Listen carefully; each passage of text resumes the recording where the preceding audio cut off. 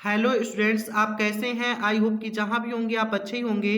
जैसा कि हम लोग का इंपॉर्टेंट क्वेश्चन सॉल्व हो रहा था पूरी किताब से, जो मैं अलग किया था, तो वहां पे हम आपको दो टॉपिक कल कंप्लीट करवा दिया था, दो टॉपिक डिस्कस कर लिया था, यानी पुष्प का नामांकित चित्र, लघु बीजाणुधानी देख लिया था। आज हम लोग देखने वाले हैं गुरु बीजाणुधानी के बारे में, तीसरा क्वेश्चन सॉल्व करने वाले हैं और बहुत अच्छे से सॉल्व करवाया जा रहा है, एक एक टॉपिक करके एक एक वीडियो में। ठीक है, जो स्टूडेंट नहीं देख रहे हैं सबको सेंड कर दीजिए और बहुत ही इंपॉर्टेंट वीडियो होने वाली है। ठीक है, इतना पढ़ लीजिए, आपको 70 में 70 तो आ ही जाएगा। ठीक है, तो यहाँ पे हम देख लेते हैं तीसरा क्वेश्चन जो गुरु बीजाणुधानी है।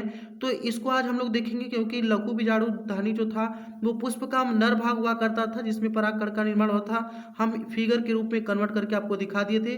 आज हम लोग स्त्री वाले भाग को देखने वाले, यानी गुरु बीजाणुधानी जो पुष्प का मादा भाग होता है, इसके बारे में देखने वाले। चलिए स्ट्रक्चर के रूप में देख लेते हैं। जैसा कि यहाँ पे आपको फिगर बड़ा वाला दिख रहा है, उसमें मैं कल भी दिखाने की कोशिश किया था, नेक्स्ट वीडियो में भी। यहाँ देख लेते हैं कि कंप्लीट रूप से स्ट्रक्चर, लेकिन इसमें हम लोग आज गुरु बीजाणुधानी के बारे में पढ़ने वाले हैं, तो उसमें मादा भाग को अलग करेंगे। तो ये वाला हो जाता है कंप्लीट रूप से फ्लावर का स्ट्रक्चर। अब हम इसको अलग करते हैं, इस पुष्प को, कि मादा भाग कौन सा है। ठीक है, चलिए देख लेते हैं कौन सा मादा भाग है। यहाँ आपको कंप्लीटली दिखाई दे रहा होगा मादा जननांग की संरचना, यानी गुरु बीजाणुधानी में जो मादा भाग होते हैं, हम पूरे फ्लावर में मादा भाग को अलग कर दिया। तो यहाँ आपको दिखाई दे रहा है वर्तिकाग्र, जो पुष्प के सबसे ऊपरी भाग पर होता है, चिपचिपा पदार्थ पाया जाता है। ठीक है, जो परागकण को अपने तरफ चिपकाने के कार्य करता है। ठीक है, यहाँ देख लेते हैं वर्तिकाग्र अंडाशय से लगी एक लंबी नली होती है, जिसे वर्तिका कहते हैं। अंडाशय पुष्प का मादा भाग होता है जिसमें बहुत सारे अंड कोशिकाओं का निर्माण होता है। बीजांड क्या होता है? जिसमें बीज का निर्माण होता है। और मादा युग्मक जो अंड कोशिका होती है उसे हम क्या बोलेंगे? मादा युग्मक बोलेंगे। ठीक है, तो ये कंप्लीट हो जाता है फ्लावर का मादा जननांग। अब हम देख लेते हैं सबसे पहले बीजांड की संरचना क्या होती है। ठीक है, आपको आशा करते हैं कि यह फिगर आपको समझ में आ गया होगा और आप बना भी सकते हैं, अच्छे से देख सकते हैं। ठीक है, यहाँ पे आपको कंप्लीट रूप से बीजांड का स्ट्रक्चर दिखाई दे रहा होगा, यानी संरचना दिखाई दे रही होगी। अक्सर एग्जाम में कई बार पूछ लिया जाता है कि बीजांड की संरचना का सचित्र वर्णन कीजिए, तो आपको ऐसे ही फिगर बना के ऐसे दर्शा देना है। ठीक है, देख लेते हैं। सबसे बीजांड के नीचे लिखा है, बीजांड के नीचे अपरा है। जैसे अगर ह्यूमन की बात करें, मनुष्य में अपरा, इसी से पोषण प्रदान होता है, तो इसमें भी इसको पोषण प्रदान करने का काम करते हैं। ठीक है, बीजांड अपरा के जस्ट ऊपर पाए जाते हैं। नाभिक, बीजांड के ऊपर नाभिक पाया जाता है। और यहाँ देख रहे हैं निभाग। ठीक है, निभाग अक्सर पूछा जाता है, जो अध्यावरण से जुड़ा होता है। ठीक है, ये निभाग है। और ये दो अध्यावरण होते हैं, एक बाह्य अध्यावरण, सबसे बाहरी भाग को बाह्य अध्यावरण कहते हैं, और अंत अध्यावरण, यानी जो उसके अंदर यानी बीच में होता है। ठीक है, उसे अंत अध्यावरण कहते हैं। और इसके बीच में बीजांड का होता है। बीजांड का में बहुत सारे अंड कोशिकाओं का निर्माण होता है। और देख रहे हैं कि बीजांड द्वार, जिधर से बीज का निकलना, यानी जिसे से बीजांड निकलता है, उसे बीजांड द्वार कहते हैं। ठीक है, देख लीजिए स्ट्रक्चर आपको दिखाई दे रहा होगा, बिल्कुल सिंपल सा है, आप देख सकते हैं इसे।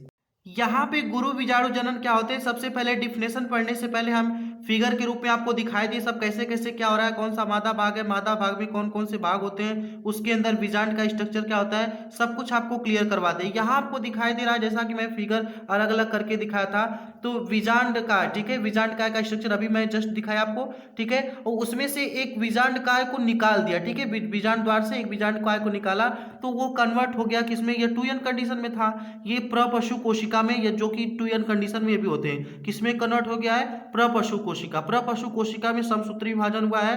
समसूत्री विभाजन होने के दौरान ये दो भागों में बट गए, कौन कौन से? प्राथमिक भित्ति कोशिका और गुरु बीजाणु मातृ कोशिका। ठीक है, कितने भाग में डिवाइड हुए? दो भाग में, प्राथमिक भित्ति कोशिका और गुरु बीजाणु मातृ कोशिका। ठीक है, अब यहाँ देख लेते हैं जो ये इनका नाम क्या होता है, कैसे कैसे। अब यहाँ देख लेते हैं, प्राथमिक भित्ति कोशिका मतलब भित्ति मतलब सबसे बाहरी भाग। ठीक है, और उसके गुरु बीजाणु मातृ कोशिका जो कि भित्ति के अंदर पाए जाएंगे। ठीक है, देख रहे हैं आपको, जैसे ऊपर मैंने देखा, यहाँ पे स्ट्रक्चर में आपको दिखाई दे रहा होगा। ठीक है, कि गुरु बीजाणु मातृ कोशिका जो कि 2n कंडीशन में होती है, और ये कहाँ होती है? इसके अंदर होती है, प्राथमिक भित्ति कोशिका के अंदर। ठीक है, अब इसमें क्या हुआ? अर्धसूत्री विभाजन हुआ। जब अर्धसूत्री विभाजन हुआ तो यहाँ आपको दिखाई दे रहा होगा, अर्धसूत्री विभाजन के दौरान अब इसमें 4 प्रकार के बीजाणु उत्पन्न हुए। ठीक है, 4 गुरु बीजाणु उत्पन्न हो गए। अब देख रहे हैं इसमें 4 दिखाई दे रहा होगा, जिसमें से एक क्रियाशील गुरु बीजाणु है। ठीक है, क्रियाशील गुरु बीजाणु है, बाकी सब एनियन कंडीशन में है। यहाँ पे जो क्रियाशील गुरु बीजाणु है उसको हमने यहाँ पे रखा, यानी अलग किया, तो उसमें क्या हुआ कि क्रियाशील जो गुरु बीजाणु था इसमें हमने केंद्रक विभाजन किया, ठीक है। जब केंद्रक विभाजन हुआ तो उसमें कौन सा विभाजन हुआ, समसूत्री विभाजन हुआ। जब समसूत्री विभाजन आपको दिखाई दे रहा होगा, समसूत्री विभाजन के द्वारा एक कोशिका 2 में कन्वर्ट हो गई, फिर 2 में भी क्या हुआ कि इसमें भी समसूत्री विभाजन हुआ तो ये 4 में कन्वर्ट हो गई। जब 4 में भी समसूत्री विभाजन हुआ तो ये 8 में कन्वर्ट हो गई। जब 8 में भी समसूत्री विभाजन हुआ तो यहाँ आपको कंप्लीट रूप से 8 केंद्रक व 7 कोशिका में कन्वर्ट हो गया। जो बीच वाली कोशिका से होती है उसे ध्रुवीय कोशिका कहते हैं, और जो ऊपर वाली होती है उसे प्रतिव्यास कोशिका कहते हैं, और इधर जो नीचे होती है सबसे बीजांडकार की तरफ लगी होती है इसे सहायक कोशिका कहते हैं, और ये जो सहायक कोशिका के जस्ट ऊपर पाया जाता है उसे क्या कहते हैं, अंड कोशिका कहते हैं, ठीक है। तो आपको आशा करते हैं कि ये जो क्रियाशील बीजाणु गुरु बीजाणु था तो उसको हमने यहाँ पे जब किया तो उसमें विभाजन हुआ, केंद्रक में उसके विभाजन हुआ, समसूत्री विभाजन हुआ तो 2 में कन्वर्ट हो गई, 2 से 4, 4 से 8, 8 से यहाँ देख रहे हैं कि 8 केंद्रक व 7 कोशिका में विभाजित हो गया। तो इसे हम क्या कहते हैं, भ्रूणकोश। क्या कहते हैं, भ्रूणकोश। आशा करते हैं कि आपको ये इंफॉर्मेशन समझ में आ गया होगा, ठीक है। यहाँ पे कंप्लीट रूप से डिफिनेशन हो जाता है, जैसा कि हमने स्ट्रक्चर के रूप में आपको हर एक चीज कन्वर्ट करके बताया, सेम उसी स्ट्रक्चर से रिलेटेड ये डिफिनेशन होने वाली है। सबसे पहले देख लेते हैं कि क्या इसका डिफिनेशन है। स्त्री केसर के अंडाशय में उपस्थित बीजांड में गुरु बीजाणु जनन कोशिका में अर्धसूत्री विभाजन के पश्चात 4 गुरु बीजाणु निर्माण की प्रक्रिया को क्या कहते हैं, गुरु बीजाणु जनन कहते हैं। यानी कहने का मतलब क्या है, स्त्री केसर के अंडाशय में उपस्थित बीजांड, ठीक है, बीजांड का स्ट्रक्चर मैंने दिखाया, गुरु बीजाणु जनन कोशिका में अर्धसूत्री विभाजन, सबसे पहले अर्धसूत्री विभाजन हुआ, अर्धसूत्री विभाजन के पश्चात वो किस में कन्वर्ट हो गई, 4 गुरु बीजाणु में कन्वर्ट हो गई, ठीक है, 4 गुरु बीजाणु में कन्वर्ट हो गया। अब वही निर्माण होने की क्रिया को क्या कहते हैं, गुरु बीजाणु जनन कहते हैं, ठीक है। सारे डिफिनेशन उसी फिगर से रिलेटेड है। आशा करते हैं कि आपको समझ में आ गया होगा। Thank you for watching my video.